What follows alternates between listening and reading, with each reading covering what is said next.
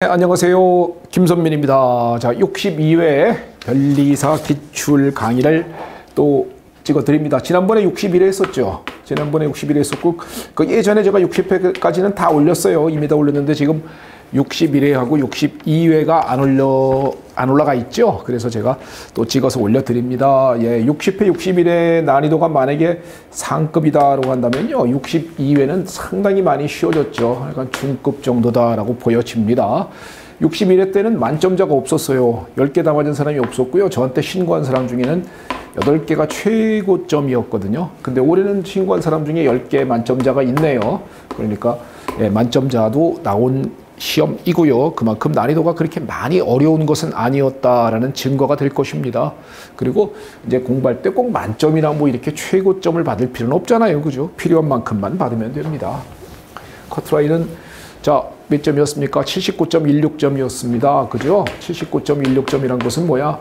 민법, 산재법 90점씩 받으면요. 자연과학은 60점만 받아도 합격이다라는 소리잖아요. 그죠? 그러니까 공부 전략이 이렇게 되는 것이 이게 올바른 합리적인 공부 전략인데 학생들은 자꾸 얘도 90점 받으려고 한다는 거죠. 네, 안 됩니다. 기본 베이스가 없는 사람은요. 1년 만에 다른 과목을 다 하면서 자연과학을 90점 받는다는 건 불가능한 거예요. 현실적으로 말이 안 되거든요. 그런데 이런 거 자꾸 꿈꾸기 때문에 역효과가 생기는 것이죠. 자, 그러면 지금부터 62회 기출문제, 지난번에 61회는 풀어드렸고요. 자, 오늘 한번 풀어보겠습니다. 자, 11번 문제 갑니다. K의 값이 나와 있고요. 그 다음에 암모니아의 KB 값도 나와 있습니다. 이렇게 나와줬고요. 그 다음에 25도씨에서 기역부터 디귿의 pH를 비교해라 이렇게 했거든요. pH는 마이너스 로그 수소이온 농도입니다. 그럼 pH를 비교하는 거 보실까요? 자, 이건 어떻게 될까요? 2 곱하기 10-5성몰 농도의 HCl. HCl은 강산입니다. 강산이니까 수소이온 농도가 곧 바로 초기 농도가 되죠. 그래서 2 곱하기 10-5승이다라는 겁니다. 그러면 여기다가 마이너스 로그 붙이면 pH란 말이죠. 그럼 pH는 마이너스 로그 2 곱하기 10-5승이구나 이렇게 할 수 있을 겁니다. 그러면 얘는 값이 얼마예요? 5 빼기 로그이죠. 5 빼기 로그인데 로그 이 값은 대략적으로 한 0.3 정도다 이런 거 대략적으로 알고 있나요? 예, 알고 있으면 좋고요. 만약에 몰라도 문제 푸는 데는 전혀 지장은 없어요. 0.3이다 라고 알고 있으면 보통 얘는 한 4.7점 나오겠죠. 그래서 기억은요. pH가 4.7이다 라고 말할 수 있는 것입니다. 요거는요. 강산이기 때문에 초기 농도 이꼴 수소이온 농도입니다. 그러니까 여기다가 바이러트로 마이너스 로그를 붙이면 그만인 거예요. 그죠? 자, 이제 니은하고 디귿을 갑니다. 자, 0.1몰 농도 HA 20ml와 0.1몰 농도 NaOH 10ml를 혼합한 용액이다라고 했거든요. 자, 요거는 뒤에 이제 PPT가 있으니까 한번 요거 지우고요. 문제를 풀어보도록 합시다.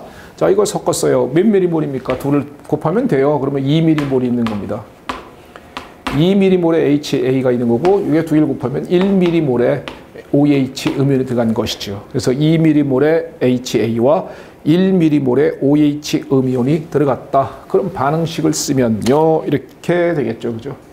자, HA가 OH를 만나서 H2O 되고 A 음이온 되는 반응식을 쓸 수 있을 거예요. 초기 값은 얘는 2미리몰 있었고요. 초기에는 1미리몰 들어갔습니다. 그죠? 초기엔 제로였고요. 그러면 얘가 한계 시약 아니겠습니까? 1만큼 없어지면은 이렇게 될 것이고 얘도 1만큼 없어지고 얘는 1만큼 생깁니다. 그러면 OH 이온은 다 떨어졌고요. 산이 1미리몰, 염기도 1미리몰 될 겁니다. 자, 몰수가 똑같아요. 그러니까 결국은 이렇게 이해할 수 있겠습니까? 그렇죠. 산의 몰 농도와 그의 짝염기의 농도가 똑같습니다. 그럼 pH는 얼마입니까? 그렇죠. pKa 이런 건 바로 이렇게 나오는 겁니까? 핸더슨 하스버식에 의해서 산분의 염기하고 나오는 거 맞아요? 이렇게 나오는 거잖아. 근데 이 값이 얼마라고요? 제로입니다. 왜? 산하고 염기의 농도가 똑같으니까 로그 1이거든요. 로그 1이니까 제로입니다. 그럼 pH 이꼴 pKa가 되겠죠. 누구의 pKa인가요? 그렇죠. 요 산의 pKa 값입니다. 거기 나와 있잖아요. 값이요. 3 곱하기 10-5승이라고 나와 있는 것 아니겠습니까? 그러면 얘는 pH와 pK가 똑같이 마이너스 로그 3 곱하기 10-5승이니까 요거는요. 5 빼기 로그 3이죠. 요건 5 빼기 로그 3인데 로그 3은 보통 한 0.47 정도로서 한 0.5점 되거든요. 이걸 알고 있으면 좋고요. 만약에 모르시는 분들은 전혀 문제 푸는 데는 지장은 없어요. 그러면 얘는 pH가 대충 얼마 됩니까? 5 빼기 0.5니까 얘는 pH가 한 4.5쯤 되죠. 아까는 4.7이었습니다. 그러면 pH의 대소를 일단 기억과 니은은 비교를 할 수 있다는 것을 할 수 있겠죠. 3년기 파트입니다. 3년기 파트는요. 난이도를 쉽게 내도 이 정도 문제는 난이도가 쉬운 축에 속하거든요. 쉬운 축에 속하는데 난이도를 쉽게 내도 학생들은 못 풉니다. 그 이유가 간단해요. 뒤에 있어서 그럽니다. 뒤에 있기 때문에 왠지 집중도가 떨어졌고 조금 지친 상태에서 공부를 하기 때문에 그래서 난이도를 쉽게 내도 못 푸는 그런 파트가 바로 산염기입니다. 자, 그러면은 세 번째 거 볼까요? 자, 세 번째 거 어떻게 됐냐면요. 1몰농도의 암모니아 10ml를 0.25몰농도 HCl로 적정할 때 당량점이다 이렇게 했거든요. 자, 이건 뭐예요? 자, 이건 뭐 두 개 곱하면 얼마입니까? 10ml 있는 거죠. 누가? NH3가. 자, 그러면 얘가 얼마큼 들어갔었어야 당량점입니까? HCl이 10ml 들어가야 당량점입니다.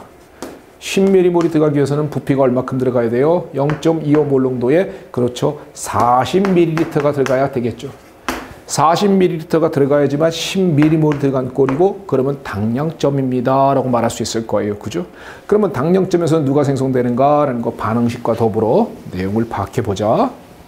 그러면 자 PPT 또 제가 이렇게 적어놨거든요. 당량점에서 나는 반응식입니다. 암모니아 10ml 있었어요. 염산 10ml 들어가면 당량점입니다. 그러면 NH4 양이온되고 Cl 음이온인데 Cl 음이온은 어차피 비활성이니까 요거는 신경 쓸 게 없어요. 이건 0이 아니라 신경 쓸 게 없다라는 소리입니다. 그러면 자 얘는 10 제로가 되겠죠. 그러면 당량점은 다 떨어지고 얘만 10ml 남은 겁니다. 그러면 최종적으로 완결되면은 NH4 양이온만 10ml이 남은 겁니다. 부피는 얼마큼 속입니까? 부피는 얼마큼이에요? 아까 여기서 10ml, 여기서 10ml. 그 다음에 얘는 얼마큼 들어갔을 때 당량점이라고요? 40ml가 들어갔을 때 당량점입니다. 그럼 부피는 얼마예요? 50ml가 되겠죠. 그러면 자 값을 계산할 수 있을 거예요. 자 이렇게 되면 10ml몰이 얼마큼 있는 겁니까? 50ml 속에 있는 겁니다. 그러면 NH4 양의 농도는 0.2몰농도죠. 그러니까 50분의 10 아니겠습니까? 그러니까 얘는 0.2몰농도가 바로 NH4 양이온의 몰농도입니다 라고 말할 수 있어요. 그러면 NH4 양이온의 Ka 값을 알아야 되는 겁니다. 어떻게 돼야 하는 거죠? 그렇죠. 암모니아의 Kb 값이 문제에서 주어졌잖아. 암모니아의 Kb 값이 문제에서요. NH의 3의 염계리 상수는 2 곱하기 10-5승이다 라고 이렇게 주었지 않습니까? 문제에서 줬잖아. 그러면 그의 짝산의 Ka 값은 NH4 양이온의 K 값은 암모니아의 Kb분의 Kw가 되죠. 그러면 계산해 보니까 5 곱하기 10-10승 하고 나왔습니다. 그러면 수소이온 농도는 루트 CKA 맞죠? 그러면 농도가 얼마라고요? 0.2몰농도 요거 값입니다. 요 값이고요. 그 다음에 얘는 5 곱하기 10-10승 여기다가 루트를 씌워주면 됩니다. 값은 바로 나오죠? 1 곱하기 10-5승입니다. 수소의 농도가 1 곱하기 10-5승이니까 마이너스 로그 1 곱하기 10-5승이니까 5가 나오겠죠. 그러면 제일 pH가 큰 건 누굽니까? 디귿이죠. 그 다음에 기억 4.7이었죠. 그 다음에 니은이 제일 작은 pH를 갖습니다. 이렇게 될 거예요. 그죠? 그래서 정답은 2번인데 이걸 갖다가 아까처럼 선생님 로그 2가 0.3 정도가 되고 로그 3이 약 0.5쯤 되는데 이걸 제가 모릅니다. 전혀 상관이 없잖아요. 왜요? 자, 한번 보실까요? 자, pH라는 것은요. 마이너스 로그 수소이온 농도라고요. 그러면 이게 마이너스 로그 수소니까 얘 농도가 크면 얘는 작은 겁니다. 그죠? 수소이온 농도가 크면 pH는 작은 거예요. 그러면 수소이온 농도만 비교하면은 pH는 그거의 역순이 되는 것 아니겠습니까? 그렇잖아요. 그죠? 그러니까 다이렉트로 자 여기서는 수소이온 농도가 얼마예요? 10-5승이죠. 디귿 지문은 디귿은 1 곱하기 10-5승의 수소이온 농도죠. 니은 지문은 아까 얼마였습니까? 계산에 의해서 니은 지문에 자 수소의 농도가 pKa와 똑같고 3 곱하기 10-5승이었죠? 3 곱하기 10-5승이었죠? 기억 지문에서는 수소의 농도가 얼마 나왔어요? 기억은 바로 요게 바로 수소의 농도입니다. 이렇게 되죠? 그러면 요건 2 곱하기 10-5승하고 나오죠? 그러면 기억 니은 디귿에 수소이온 농도가 큰 제일 큰 이거 뭐야? 디귿. 요게 제일 크고 그 다음에 요게 두 번째 요게 제일 작은 거니까 pH의 순서는 그거의 반대다라고 말하니까 정답은 2번이다라고 이렇게 풀어내도 됩니다. 사실은 그렇게 푸는 게 더 정확하죠. 왜냐하면요. 로그 2가 0.3이다. 로그 3이 약 한 4.7점 되는데 0.5다라는 걸 아는 수험생이 많이 없을 것 아니겠습니까? 물론 여러분들은 대부분 다 공대생이시기 때문에 그 정도는 상식의 범주로 알고 있는 것도 좋습니다. 그런 것도 좋지만 모르시는 수험생도 전혀 지장 없다라는 말씀을 드려봅니다. 자, 문제 11번이었고요. 산량기 파트입니다. 어떻게 풀어야 될까요? 시험장에서. 먼저 손대면 안 됩니다. 그죠? 먼저 손대면 이런 거. 물론 이게 너무 자신 있다. 화학을 난 이 정도 문제는 너무 쉽게 풀 수 있어 라고 하는 수험생은 괜찮아요. 근데 그렇지 않은 수험생은 이런 이해 응용 계산이죠. 이건 참. 응용 계산형 문제에서는 먼저 손을 댔다가는 뒤에 이해 암기형 문제에서 시간이 부족해서 못 푸는 일이 벌어집니다. 그러지 않았으면 좋겠어요. 자, 다음 문제 가보도록 하겠습니다. 속도론입니다. 속도론 문제는 항상 이해 암기형이 아니죠. 응용 계산형입니다. 그렇기 때문에 이런 문제는 먼저 풀면 안 돼요. 먼저 풀지 마시고 나중에 천천히 풀어낸다. 다른 거 먼저 이해 암기형 먼저 다 풀고 와서요. 지구과학도 풀고 생물도 풀고 물리도 풀고 다 푼 다음에 그래도 시간이 남는다? 그럴 리는 없죠. 그럴 리는 없는데 혹시 만약에 그런 수험생이 계시면 그때 풀어내는 문제입니다. 예, 그래서 풀어낼 수 있으면 좋고요. 물론 화학이 주 전략이고 공격 과목인 수험생은 풀 수 있어요. 이런 문제는 그렇게 어렵지 않거든요. 자, 반응식 나와 있고요. 20리터 용기다라는 것이 있고요. A를 넣고선 T에서 반응시켰을 때 반응 시간에 따른 용기 속의 압력을 나타낸 거다 그랬거든요. 압력은 1.6 ATM은요. 자, A만 들어있는 상황이죠. 근데 여기서 문제에서 뭐냐면 RT 값도 20이라고 줬거든요. 그 다음에 부피는 20. 이거 부피는 20리터입니다. 부피는 20리터 하고 줬거든요. 그리고 RT 값도 20이라고 줬거든요. 그러면 여기서 압력이란 것은요. 몰수가 되겠죠. RT분의 PV 될 거 아니야? 그러면 RT 값이 얼마를 했어요? 20이라고 그랬고요. 자, 압력이 얼마입니까? 초기에 1.6기압입니다. 1.6기압, 부피는 20입니다. 그럼 이렇게 날아가니까 1.6몰이 되겠죠. 그러면 여기에 있는 1.6 ATM이라는 것은 곧 뭐니? 1.6몰이다 라고 말해주는 거하고 똑같이요. 그죠? 주어진 단서 그대로 가는 겁니다. 그러면 요거는 마찬가지로 2.4몰, 요거는 2.67몰, 요거는 2.80몰, 2.88몰, 시간에 따라서 이건 단위는 미니트, 분입니다. 5분 지나니까 2.40, 10분 지나니까 2.67, 15분 됐더니 2.80, 20분 됐더니 2.88로다가 이렇게 몰수가 증가되고 있는 상황을 보고 있는 것이죠. 요걸 딱 봤을 때 뭘 알아야 되느냐? 몇 차 속도식이냐라는 걸 깨우쳐야 되거든요. 몇 차 속도식인 걸 깨우치는 가장 좋은 방법은요. 반감기입니다. 반감기를 구하는 거예요. 그러면 자, 가봅시다. 몇 차 속도식인지 아는 방법은요. 초기에 1.6몰이 있었습니까? 초기에 얘가 1.6몰이 있었어요. 초기에 B하고 C는 없습니다. 그렇죠? 그러면 자 보세요. 초기에 1.6몰이 있어서 B하고 C는 없어요. 자, 반감기 갑니다.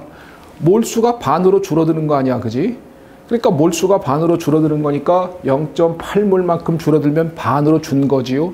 그러면 앞에 있는 계수비가 2대 3대 1이기 때문에 얘는 0.8만큼 줄을 때 얘는 1.2만큼 생길 것이고 얘는 0.4만큼 생기겠죠. 이게 2대 3대 1 아니겠습니까? 그러면 얘는 완결되면은 1.6이었다가 0.8 없어지니까 0.8 되고 B는 1.2기압 되고 1.2몰 되고 그 다음에 C는 0.4몰이 됩니다. 이렇게 될 거예요. 그럼 반응이 완결된 후에는요. 각각의 몰수를 전부 딱 더하니까 값이 얼마 나와요? 2.4몰 하고 나와줍니다. 그죠? 그러면 자, 이건 어떤 일이 벌어졌어? 반으로 줄어들었을 때 몰수가 2.4몰이 되었다는 것이죠. 그러면 이 데이터를 한번 보세요. 데이터를 보시면은 자, 5분 지났더니만 1.6몰이 2.4몰로 바뀌었다. 지금 이 데이터잖아. 반으로 줄어든 거잖아. 그지? 그러면 아이고야 반감기가 5분이구나 라는 것을 일단은 알 수 있다라는 것을 일단 되겠죠. 그러면 요거는 일단 반감기 첫 번째 반감기를 구한 겁니다. 그죠? 근데 이게 몇 차 속도식인지를 나타내 주려면요. 반감기 한 번 더 가야죠. 자, 한 번 더 가볼까요? 일단 이렇게 여기까지 판단하는 건 가능합니까? 그러면 일단 반감기는 5분이다라는 걸 알았어요. 자, 두 번째 가봅시다. 두 번째는요. 자, 이제 0.8, 1.2, 0.4에서 또 반감 한 번 더 하자 이거예요. 반감 한 번 더 하면 0.4만큼 없어지죠. 2대 3대 1의 비율이에요. 그럼 0.6만큼 생기고 0.2만큼 생기죠. 그럼 완결대 후에는 0.8에서 0.4 빼니까 0.4 남고 얘는 1.8 되고 얘는 0.6 됩니다. 더하면 얼마입니까? 전체 몰수가 2.8몰 되겠죠. 그러면 2.8몰 전체 몰수가 2.8몰 되었을 때가 또 반감기입니다. 이렇게 되는 거죠. 그죠? 좋습니다. 그러면 여기서 데이터를 한번 확인해 보자. 조금 전에 방금 초기의 반감기가 얼마였습니까? 5분이었어요. 5분이었어요. 그러다가 한번 2.4에서 2.8이 되는 바로 요 시점이 또 반감이죠. 그러니까 여기서 반감기죠. 요거 반감기가 요건 얼마입니까? 그렇죠. 요건 10분이잖아. 5에서 15니까 10분 된 거잖아. 그러면 이건 무슨 얘기예요? 초기 농도가 반으로 줄었더니 반감기가 2배로 늘어났다. 이걸 몇 차 속도식이라고 부르나요? 그렇죠. 2차 속도식이구나 하는 것을 우리는 알 수 있다는 거. 이렇게 반감기 2번만 파악하면요. 몇 차 속도식인지는 그냥 알아낼 수 있거든요. 그러면 요거는 2차 속도식이다라는 걸 알아낼 수 있었어요. 그러면 일단은 2차 속도의 적분 속도 법칙을 활용해 주면 될 겁니다. 자, 문제는 뭐냐면요. 3분일 때의 B의 양은 몇 몰이 생성되는 거냐 이렇게 문제를 물었거든요. 자, 가봅니다. 초기에는 1.6몰 아니겠습니까? 이건 몰농도로 하면 얼마예요? A의 몰농도로 하면은 이거는 그렇죠. 20리터분의 1.6이니까 0.08 몰농도거든요. 이건 초기에 A의 농도는 0.08 몰농도에서 이제 시간이 지나면서 줄어나가기 시작하는 거라고요. 자, 그 상태에서 한번 가봅시다.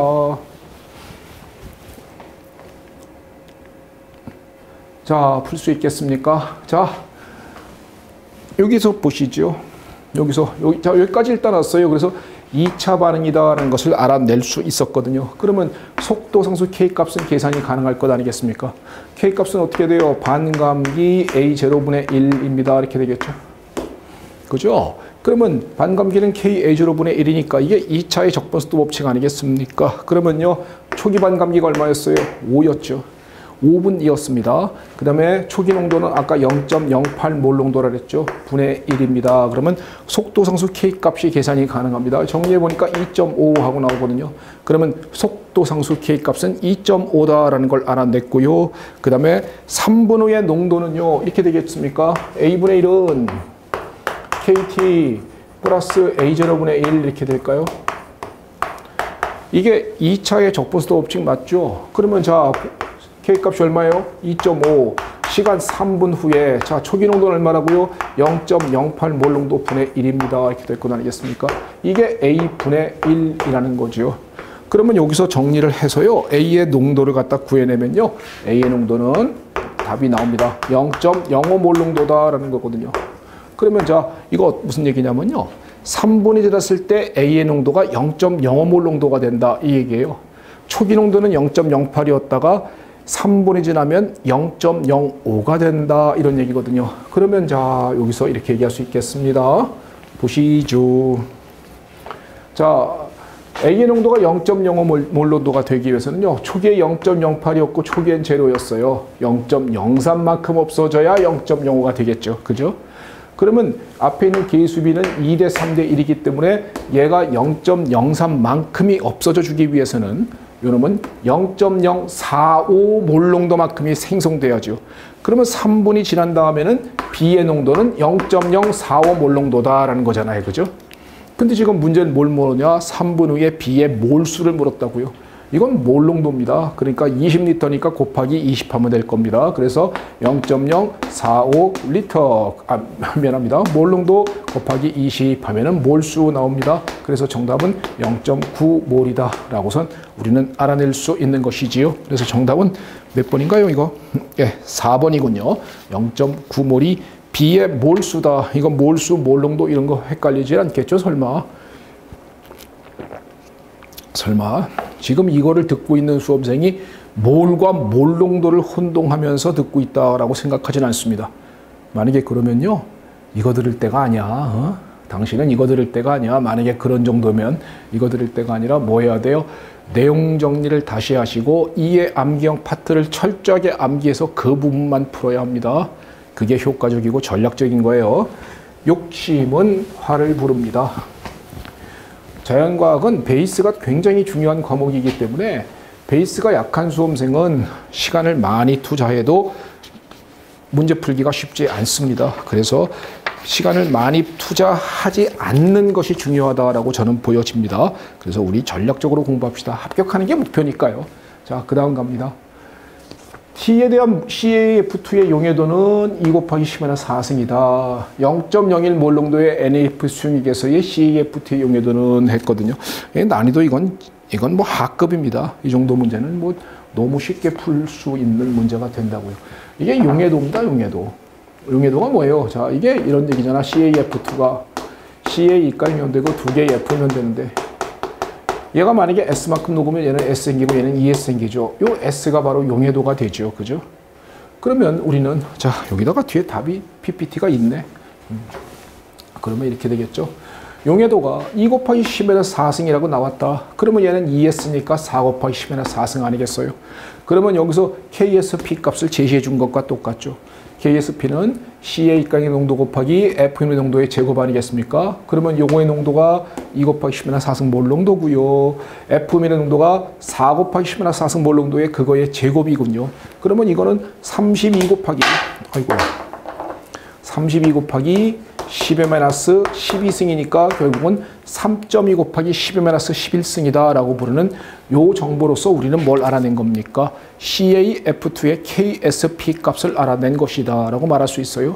근데 지금 문제는 뭘 물었냐면요. 문제는 0.01 몰농도의 NAF 수용액에서의 CaF2의 용해도를 물었다고요. 그러면 자, 어떻게 풀어야 되겠니? 바로 이렇게 되겠습니까? 여기다가 한번 다시 적어볼까요? 자, 얘가 만약에 S만큼 녹으면 얘는 S 생기고 얘는 ES 생깁니다. 근데 F의 농도가 얼마라고요? 0.01 몰농도라고요. 0.01 몰농도의 NAF니까 다시 한번 잘 보세요.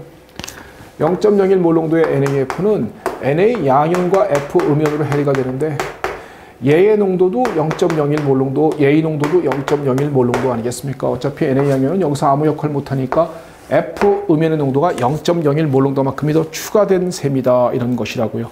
그러면요. 여기서 F 음연의 농도는 여기서 생긴 S, 여기서 ES가 생긴 데다가 0.01이 추가되는 겁니다. 그러면 F 음연의 농도는 0.01 플러스 ES가 되죠. 근데 문제는 어떻게 풀어요? ES는 너무 작으니까 무시한다.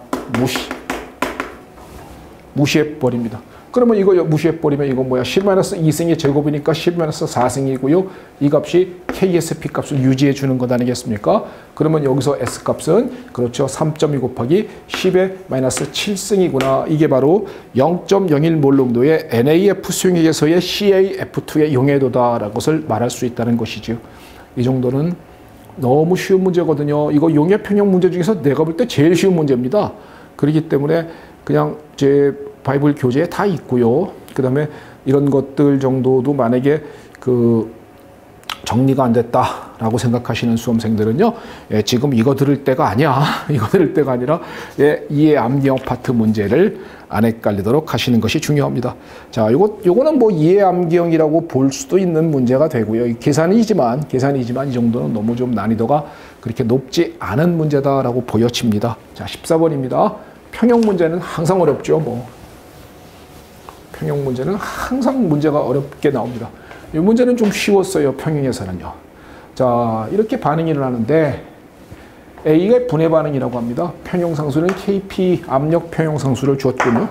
자, 이렇게 되는데 300K에서 평형에 도달되었을 때 A의 부분 압력은 1atm이고 전체 압은 1.5atm이다 그랬거든요. 그러면 A의 부분압은 PA라고 말하는 거고요. 이게 얼마냐? 1atm.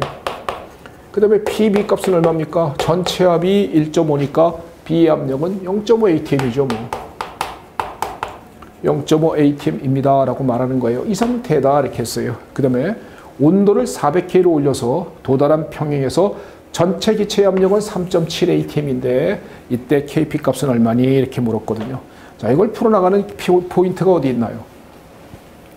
자, 일단은요, 기본적으로 A 압력과 B 압력은 300K에서의 각각의 압력입니다.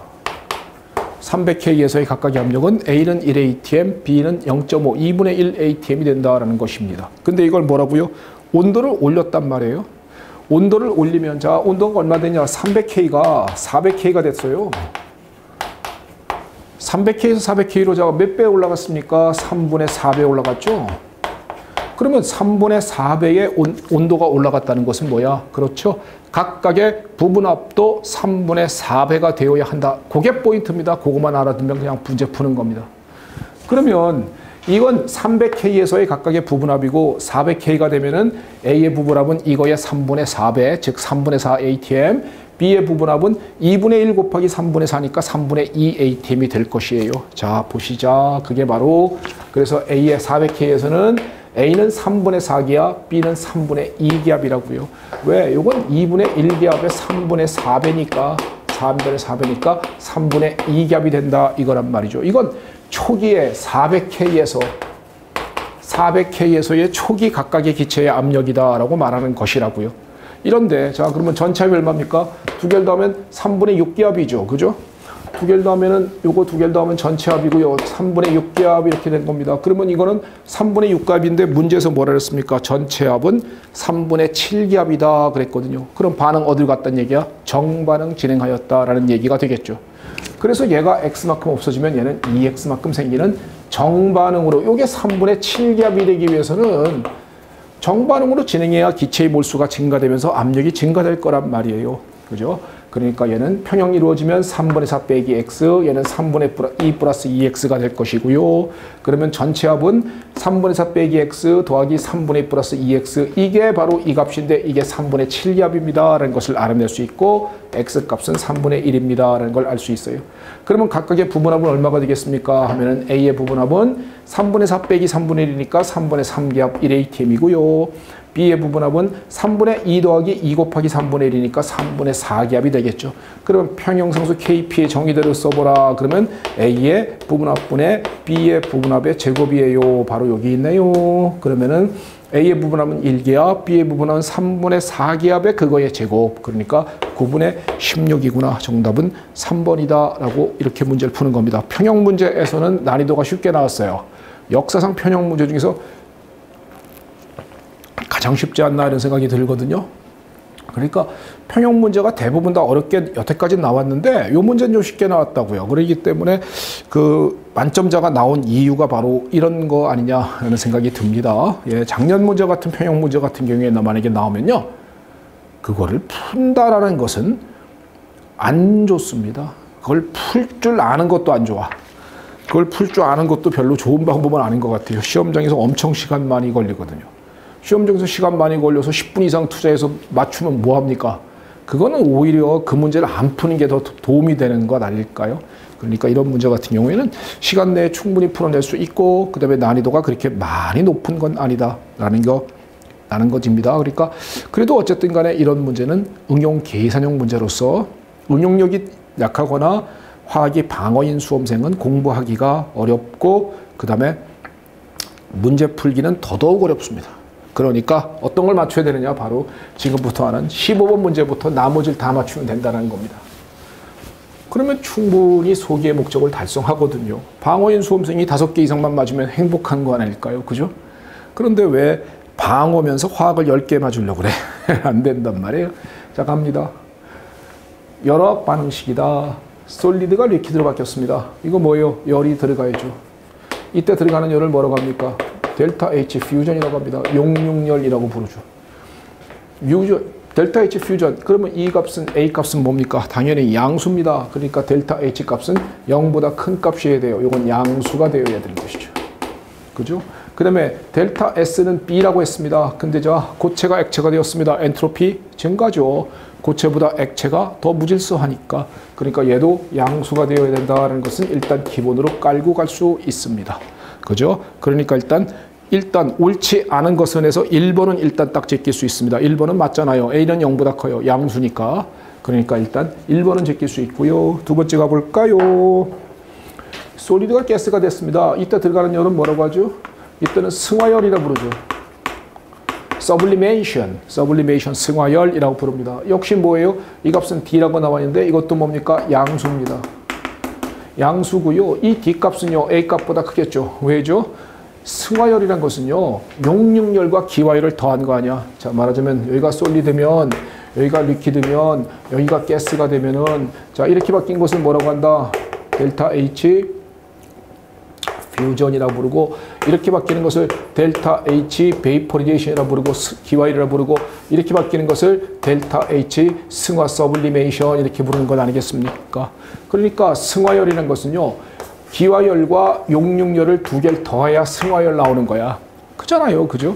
그러면 여기서 솔리드가 가스로 다이렉트로 바뀌었으니까 승화열이야. 승화열인 값은 D라고 말했는데 이 값은 A보다 커야 되잖아요. 그러니까 2번도 맞는 표현이라고요. A보다 D가 크다. 이 월도 맞는 표현이다라는 걸 알 수 있겠죠. 그 다음에 보시죠. 델타 S는 2라고 했는데요. 이거는 당연히 또 양수가 되겠죠. 왜 양수입니까? 고체가 기체가 됐는데 이거 뭐 말할 거나 있나요? 엔트로피가 증가될 겁니다. 그러면 자 보세요. B하고 E를 비교하면 당연히 E가 더 커야 됩니다. 왜 그러죠? 기체가 가장 엔트로피가 크거든요. 그러니까 자 거기에 보면은 3번 지문도 B하고 E를 비교하면은 B보다 E가 크다라는 것도 맞는 표현이니까 그러니까 1, 2, 3번이 맞는 표현이다라고 말할 수 있다는 것이죠. 지금 옳지 않은 것을 구하는 겁니다. 자 그러면 일단 여기까지 판단이 됐어요. 그 다음에 보시죠. 여기선 델타 G 값을 갖다 얘기했거든요. 근데 G는 A하고 비교해보라는 거는요. 그러면 우리가 연력학적 관계식 이렇게 되는 거 맞죠? 이렇게 되는 거잖아요. 온도는 얼마래? 298K라고 했습니다. 그러면 자, 이 값이 뭐라고요? C, 얘가 뭐라고요? A, 얘는 298, 얘 값이 뭐라고요? B다 이렇게 됐거든요. 근데 얘가 뭐라고요? 양수라고 그랬거든요. 그러면 A에서 이만큼을 빼준 게 C가 되는 겁니다. 얘도 양수입니다. 얘도 양수고 얘도 양수인데 A에서 이만큼을 빼준 게 C예요. 그럼 누가 값이 커야 돼? A가 값이 훨씬 더 커야 되잖아. 여기서 이만큼 빼준 게 C니까. 그지? 그러니까 A는 C보다 크다라고 말해야 되는 거니까 이건 뭐예요? 이게 4번 지문입니다. 그러면 1, 2, 3, 4가 다 맞다라는 것을 확인해 줄 수 있는 문제가 될 것입니다. 그렇죠? 자, 문제는 뭐냐? 5번이죠. 표준 생성 엔탈피는 이렇게 물었습니다. 표준 생성 엔탈피. 자, 이게 기본 정의가 뭔가요? 정의만 알면 문제 푸는 겁니다. 내가 작년에 표준 생성 엔탈피, 표준 생성열 시험에 나올 때 됐습니다. 나옵니다. 라고 강조했던 거 기억나는지요? 그래요. 뭐 중요한 건 아니에요. 뭐 어쨌든 간에 이제 나왔기 때문에 내년에는 어떨까요? 모르겠습니다. 자, 그러면 표준 생성 엔탈피는 바로 이렇게 된다라는 거 알겠습니까? H2 리퀴드의 표준, H2 가스군요. 죄송합니다. 그러니까 요겁니다. 요거. 연력학적으로 가장 안정한 성분 원소로인 H2 그 다음에 2분의 1몰의 O2로부터 요놈 1몰을 생성시킬 때 엔탈피 변화다라는 거예요. 근데 이 데이터가 지금 거기에 나와 있는 데이터에서는 없어요. 그렇지만 그걸 이용해서 구할 수 있는 겁니다. 뭐죠? 헤스의 법칙이죠. 자, 하나는 요겁니다. 우리가 리퀴드일 때 값이 있어요. 이때는 뭐예요? 이걸 F라고 부르는 이 값을 F라고 부르는 요 값을 거꾸로 적어주고 정확하게 나누기 2 하면 되죠. 그러면 딱 이렇게 될 거잖아요. 그러면 결과적으로는 이놈은 마이너스 2분의 1 F다라고 말할 수 있을 것이고요. 그 다음에 리퀴드가 솔리가 되는 과정은 이건 뭐예요? 이건 델타의 집값은 마이너스 A가 거꾸로 가는 과정 아니겠습니까? 그러니까 얘는 마이너스 A고요. 그 다음에 H2 솔리드가 가스가 되는 과정은 이건 D라 그랬어요. 이걸 갖다 세 개를 다 더하면요. 세 개를 다 더하면은 이렇게 날아가면서 남는 거가 바로 요 식이 탁 나옵니다. 이렇게 될 거잖아요. 그죠? 그러면 여기에 해당되는 엔탈피 변화는 그렇죠? D-A-2분의 1의 F가 되는 겁니다. 요게 바로 주어진 표준 생성열에 관한 표준 생성 엔탈피입니다. 라고 말할 수 있어요. 헤스의 법칙과 표준 생성열의 기본적인 정의만 깨우치면 문제 푸는 겁니다. 이건 뭐예요? 난이도가 없잖아. 이해암경에 가깝잖아. 그러니까 15번 문제 같은 거 안 틀리면 그러면 된다. 소개 목적을 달성했다라고 보여지는 거예요. 그러니까 11번 산염기 안 푼 수업 뒤에 가서 집중력 떨어져서 못 풀면 할 수 없어요. 12번 속도론 문제가 어렵고 14번 평형 문제 어렵고 예, 그런 건 전부 다 응용 계산형입니다. 그런 거 안 풀고 13번 문제는 좀 쉬웠어요. 그러니까 그거 풀 줄 알고 그다음에 요거 풀어내면은 일단 2개 확보 이렇게 가면 그게 방어인 수험생이 임하는 전략이지요. 지금은 기출 강의를 하고 있으며 지금은 기출문제 해설만 해드리고 있습니다. 기본 이론을 설명하진 않아요. 자, 그 다음에 또 갑니다. 16번 문제. 난이도 그냥 0이잖아, 이건. 이건 뭐 너무너무 쉬워서 16번 문제는 그냥 보는 순간 답이 나왔으면 좋겠다라는 생각이 드는군요. 자, 2주기 원자라 그랬고요. 2주기 원자, 그래요? 자, ES의 전자 2개 있고 EP의 전자 2개 없습니다, 전자가. 누굽니까? 그렇죠. 4번 베릴륨이에요. ES2, 그 다음에 EP0니까 전자 배치는 1S2, ES2입니다. 그러니까 4번 베릴륨일 수밖에. 홀전자 당연히 없고요. 그러면 나는 ES에 2개 있고 EP의 전자가 있는 건 A라 그랬고 홀전자가 3개가 있어야 합니다. 그러면 얘는 누굽니까? 딱 보는 순간 7번 질소입니다. 라고 할 수 있겠어요. 그러면 전자 배치가 1S2, ES2, EP3가 되는 거고요. 그러면 A 값은 3이 될 거고 홀전자가 3개입니다. P 오비탈에 있는 전자는 각방 써 있는 훈트의 규칙을 만족하니까요. 됐어요.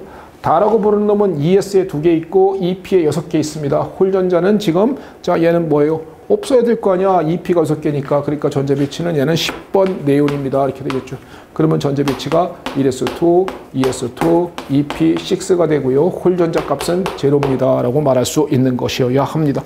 이겁니다. 이거 뭐예요? 1번부터 20번까지 기본적인 전자 배치와 홀전자 뭐 이런 개념만 알면 문제를 푸는 겁니다. 자, 옳은 것만을 골라라 이렇게 했거든요. 자, 기억 갑니다. 기억. A 플러스 B는 3이다. 맞잖아요. 그죠? A가 3이었고 B가 제로였으니까 맞죠. 그 다음에 가는 원자 번호 몇 번입니까? 5번이 아니라 4번이죠. 그러니까 기억 맞고 니은 틀려죠. 원자가 들어있는 오비탈의 수는 자, 질소하고 네온입니다. 둘 다 EP. 자, 원자가 들어있는 오비탈은 ES의 전자 2개 있죠. ES의 전자 2개 있죠. 그 다음에 EPX의 전자가 하나 있는 것은 질소였고 2개 있는 것은 네온이었죠. EPY에도 하나 있는 건 질소, 2개 있는 거는 네온이었고요. EPZ에도 하나 있는 건 질소, 2개 있는 건 네온이었습니다. 오비탈의 수는 전부 다 동일합니다. 그렇죠? 그러니까 오비탈의 수를 물었습니다. 전자 수를 묻는 게 아니라 오비탈은 1S, ES, EPX, EPY, EPZ다라는 거잖아요. 그죠? 그러니까 정답은 기억 디귿. 이게 뭐예요? 난이도 없잖아요. 이게 난이도가 없다. 그러니까 결국은 뭐 하는 거니? 그렇죠. 이런 걸 안 틀리면 된다는 겁니다. 그죠? 그러니까 지금까지 16번 중에서 자, 3개 정도 이렇게 확보하고 나갔으면 참 좋겠거든요. 그러면 방어인 수험생 소기의 목적은 달성하고 갈 텐데요. 그죠? 자, 그 다음에 17번 가보겠습니다. 17번은요, 이거는 배이화학 문제 중에서 역사상 최고로 쉽게 나왔어요. FeCN6 3가 음이온과 FE3가 H2 6 3가 양이온입니다. 와, 이거 배이화학 문제에서 깜짝 놀랐어요. 둘 다 FE는 산화수가 얼마입니까? 3가 양이온이거든요. 그러니까 아르곤이 얼마예요? 3D5거든요. 어떤 친구가 그러더라고요. 그러면 F의 원자번호를 알아야 되는 거 아닌가요? 1번부터 30번까지는 기본이라니까요. 안 준다니까요. 그렇기 때문에 FE 같은 놈, 이런 놈을 갖다가 원자번호를 알아야 되는 거 아닌가요? 그걸 말이라고 합니까? 그러니까 그 정도도 안 외우고 들어가면서 뭘 공부를 하겠다고. 그러면서 웬 계산형 문제, 이해 암기형 파트는 못 외우면서 응용 계산형 문제만 신나게 공부하다 들어가서 그거는 시간이 없었고 못 풉니까? 그러니까 쫄딱 망하는 원인인 거예요. 그러니까 절대 그러지 맙시다. 그래서 아르곤의 3D5다라는 겁니다. 그래서 Fe-는 두 개의 3D5의 전자 배치를 가진다라는 거 맞고요. 그 다음에 F-의 산화수는 둘 다 플러스 3이다라는 거 맞고요. 또 우리가 시아나이드는 물보다 강한 장리간드다라는 것도 우리가 상식의 범주로서 맞고요. 그 다음에 FeH2 6 3가 양이온. 요거 그림 있나? 없네. 그래. 그러면 이렇게 가볼까? T2G2G에서 자, FeH2 6 3가 양이온하고요. Fe CN6 3가 음이온에서 자, 홀전자 둘 다 5개입니다. 자, 얘는 뭐죠? 시아나이드는 스트롱 필드리 간도입니다. 로우 스핀을 선호해 주지요. 로우 스핀 선호하고요. 얘는 위크 필드리 간디기 때문에 하이 스핀을 선호합니다. 이렇게 되겠습니까? 그러면 얘는 무슨 성질을 보여야 돼? 얘도 상자기성이고요. 자기적 성질을 가면 얘도 홀전자가 있기 때문에 상자기성인 겁니다. 그러니까 결과적으로 둘 다 상자기성을 나타내는 겁니다. 2번이네요, 정답이. 반자기성을 나타낸다. 이 말이 틀렸군요. 그죠? 그러니까 옳지 않은 것을 골라라. 그래, 됐습니다. 예, 반자기성을 나타내야 되는 것이 틀렸죠. 정답은 1번 보세요. 예, 이건 로우 스핀입니다. 얘는 에시아 스트롱 필드리가 있기 때문에 로우 스핀을 선호한다. 아유, 난이도 0입니다. 0. 배이화학 문제 중에서 최저의 난이도입니다. 이게. 역사상 본문 중에서 제일 쉬운 것 같아요. 근데 어떤 친구가 F의 원점원을 모르는데 어떻게 풀어요? 야, 엄마, 이놈아, 너무 시키냐. 그건 이놈아 1번부터 30번까지의 전제배치는 기본 암기 사항인데 그걸 안 외우고 들어가면 그게 무슨 변리사 수험생입니까? 그러니까 그런 것들도 외우지 않고 그냥 들어가 버리는 경우가 있으면서 응용 계산형 문제만 풀고 있으니까 그러니까 화학이 재미가 없는 거예요. 그러니까 이해암기형 파트를 절대 틀리지 않았으면 좋겠습니다. 여기까지 해서 요 17번 문제도 이건 보는 순간 답이 나온다라고 저는 생각을 해요. 그러면 여기 문제 중에서 지금까지 해서 4개 정도 맞힐 수 있다라고 생각이 듭니다. 5번째는요. 자, 이거는 유기화학 문제인데 적어도 기본적인 내용만 알면 문제를 풀긴 하는데 유기화학을 전혀 안 했다면 틀릴 수도 있습니다. 자, 이거 각각의 구조는요. 메틸렌 사이클로헥센은 사이클로헥센 육각형 고리에 메틸렌은 이중결합이 붙어 있는 겁니다. 그럼 불포도가 얼마입니까? 얘는 C7H14니까 불포도가 1이거든요. 불포도 1이란 것은 뭐냐? 고리 한 개가 있거나 혹은 이중결합 하나가 있어야 돼요. 고리 하나나 이중결합 하나가 있어야 불포도 1을 만족합니다. 근데 메틸렌 사이클로헥센은요. 고리 하나, 이중결합 하나가 있기 때문에 불포도가 얼마가 되는 놈이냐면 2가 돼요. 그러니까 얘는 정답입니다. 이 정도 문제는 할 수 있으면 좋겠는데 만약에 이게 힘드신 분들은 유기화학 파트라서 여기에 명명법까지 다 한다는 건 별로 그렇게 썩 좋은 것 같진 않아요. 예, 전략상. 자, 사이클로헤프탄은 칠각형 고리입니다. 고리 하나 있는 물질이고요. C7H14 맞습니다. 1에틸, 2메틸 사이클로부탄은 사각고리에 메틸기 하나, 에틸기 하나가 있는 거거든요. 역시 고리가 하나 있고 탄소 7개짜리니까 맞아요. 그 다음에 헤프트1N이라고 부르는 놈은 탄소가 7개짜리거든요. 하나, 둘, 셋, 넷, 다섯, 여섯, 7개짜리인 놈이고 이중결합 하나가 있기 때문에 얘도 불포도가 1인 놈 맞습니다. 그 다음에 에틸사이클로펜탄이라고 부르는 놈은요. 에틸기가 붙어있는 놈이거든요. 그러니까 이런 물질로서 고리가 하나가 있기 때문에 얘도 불포도가 1인 놈은 맞다. 예, 정답은 1번인데 요거는 유기화학 파트 문제이라서 만약에 유기화학을 전혀 안 하고 들어갔던 수험생이라면 그러면 틀릴 수도 있는데 요 정도의 난이도는 그렇게 높은 건 아니어서요. 요거는 뭐 맞춘다 못 맞춘다를 단정적으로 말하기는 쉽지 않을 듯 합니다. 어쨌든 간에 이건 뭐 틀렸다라고 생각합시다. 그래도 4개는 맞잖아. 그지? 자, 그 다음에 문제 한번 가볼까요? 19번 문제인데 이 문제가 공유결합 문제에서는 이게 공유결합 문제가 보통 뭐예요?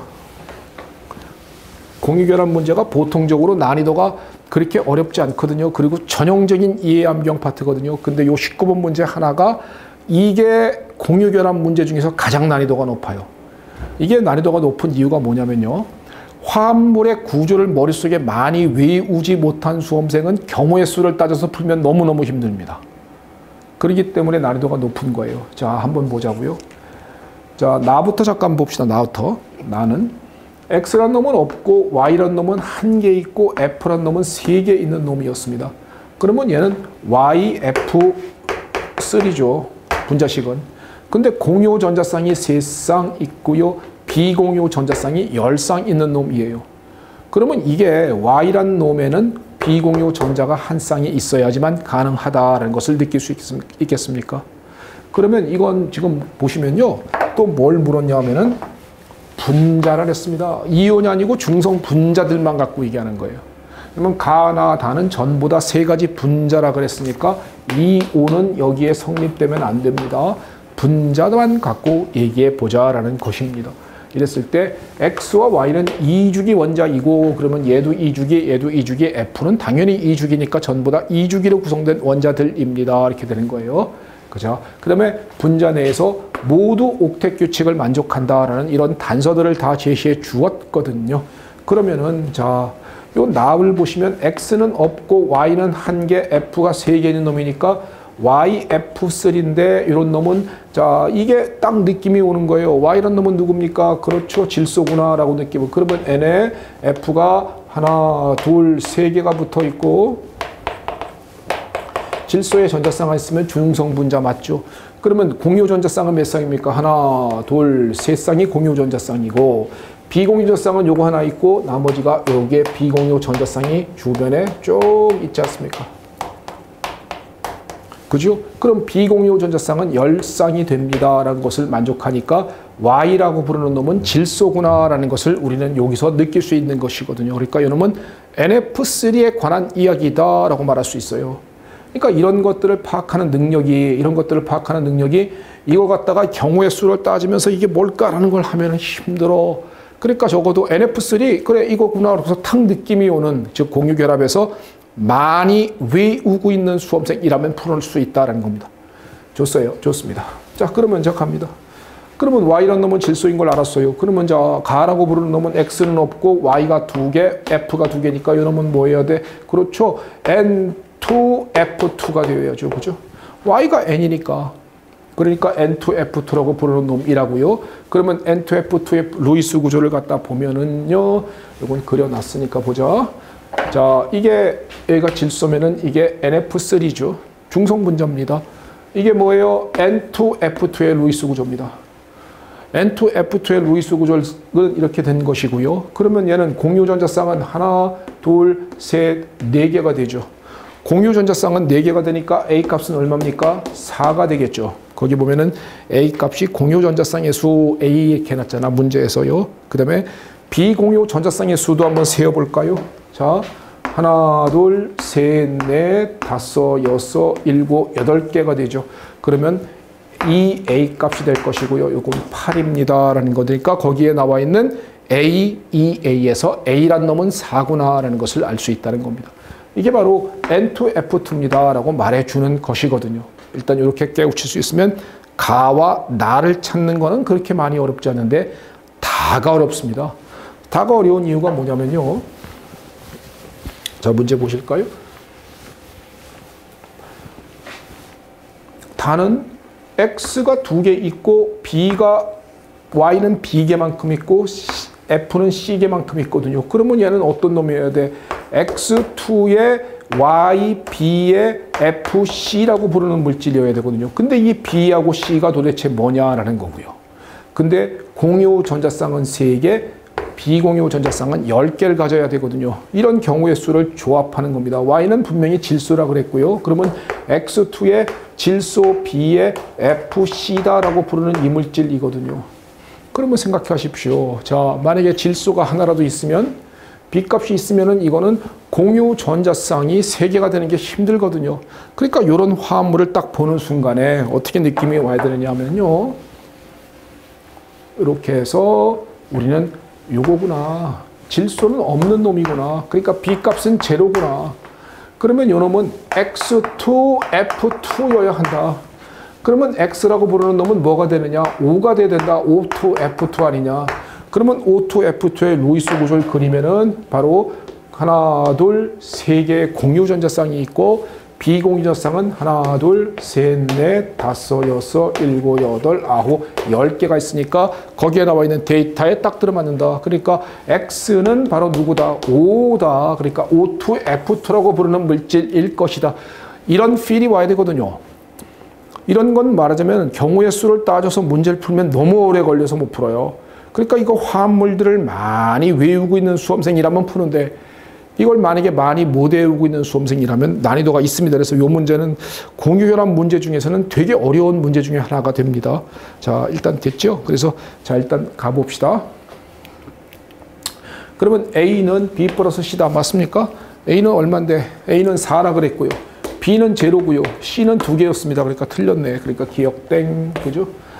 다에는 이중결합이 있다 그랬습니다. 다는 뭐예요? O2F2입니다.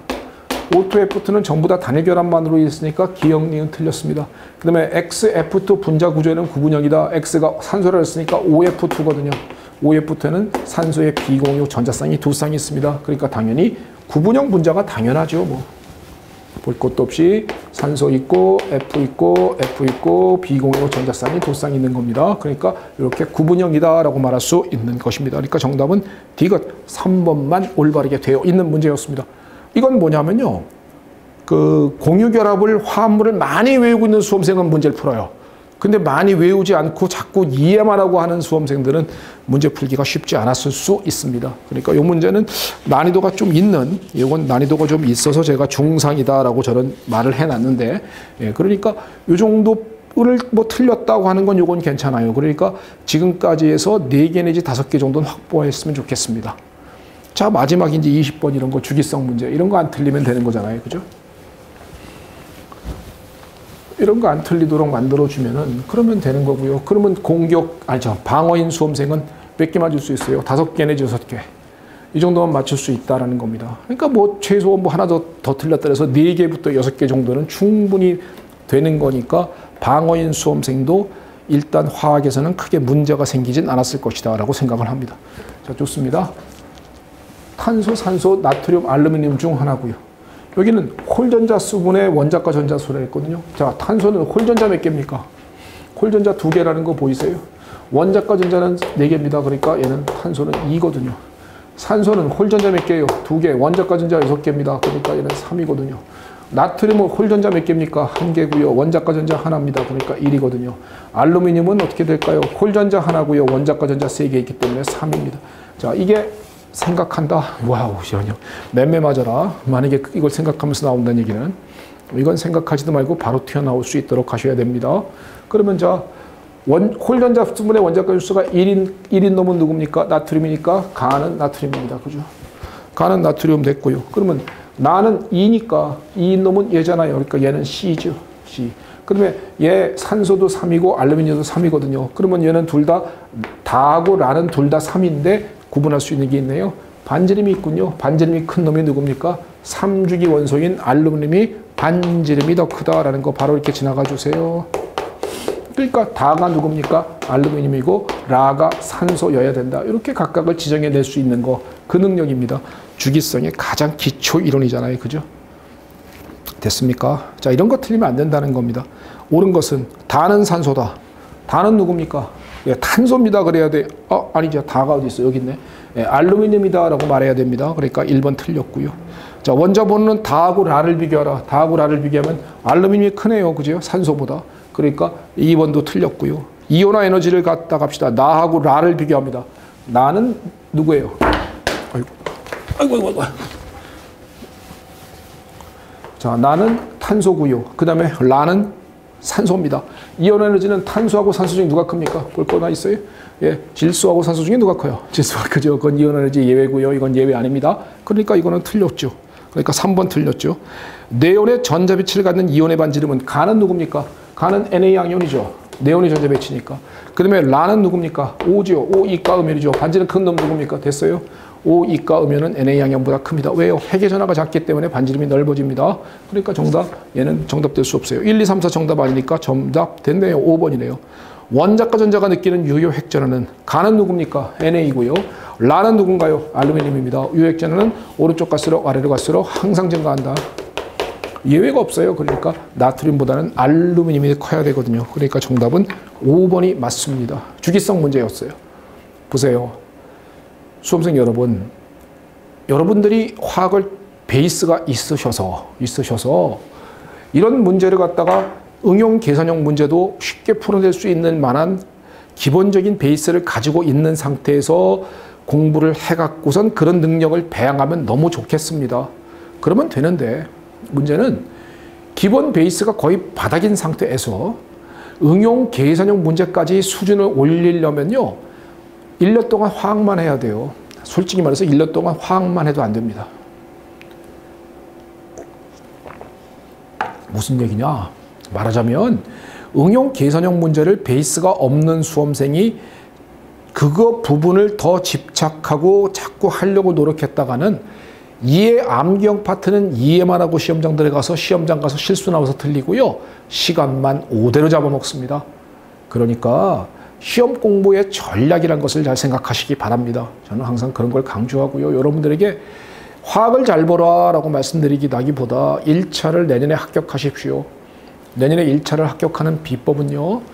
자연과학은 60점만 넘어가면 됩니다. 그럼 민법, 산재법 90점씩 받으시고 자연과학 60점만 넘어가면 되면요.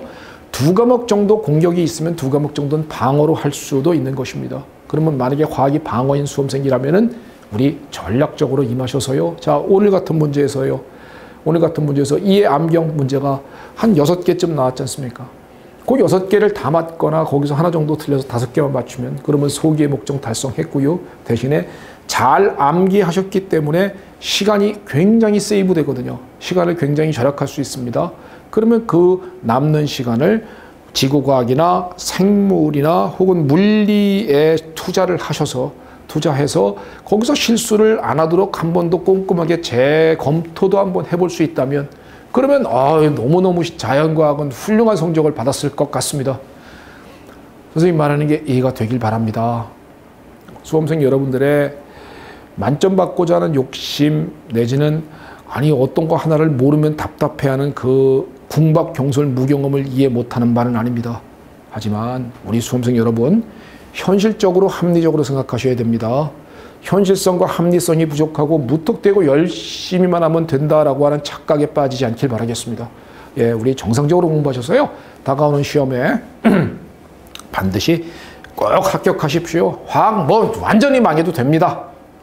완전히 망하면 내가 좀 섭섭해요. 내가 좀 섭섭하니까 완전히 망하지 마시고요. 일정 성적만 받으시면 됩니다. 그리고 내년엔 1차를 꼭 합격하기 바랍니다. 그래서 1차 붙으면 별일이 아니거든요. 그러니까 1차 딱 합격하신 이후에 또 잠깐 쉬었다가 또 민속법 같은 거 열심히 공부하셔서 다가오는 시험에 2차까지도 바로 붙을 수 있었으면 좋겠습니다. 그래서 꼭 변리사가 되시기를 바랍니다. 자, 이걸로다가 62회 기출문제 해설 강의는 이걸로 마칠게요. 백그라운드 설명은 안 했고 그냥 이 문제에 대한 해설만 쭉 해드렸어요. 이 정도만 하고 마치도록 하겠습니다. 감사합니다.